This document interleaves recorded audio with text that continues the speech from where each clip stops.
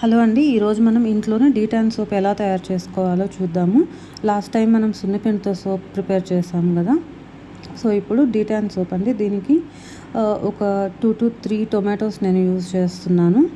చిన్న సైజ్వి. మీ దగ్గర పెద్ద సైజ్ అయితే మాత్రం ఒక పెద్ద టొమాటో, మీడియం సైజ్ అయితే ఒక 2 తీసుకోండి.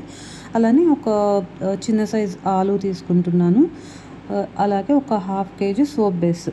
ఈ 1/2 kg సోప్ బేస్తో మనకి కరెక్ట్గా 6 సోప్స్ వస్తాయండి మన దగ్గర ఉండే సోప్ మౌల్డ్స్కి. తర్వాత విటమిన్ ఈ క్యాప్సూల్స్ ఒక 3 to 4 యూజ్ చేయొచ్చు దీనికి. అలానే మనకి మంచి అరోమా స్మెల్ కోసము రోజ్ వాటర్ యూజ్ చేస్తున్నాను. మీ దగ్గర ఎసెన్షియల్ ఆయిల్ ఏదైనా ఉంటే యూజ్ చేసుకోవచ్చు. అలాగే అలోవెరా జెల్.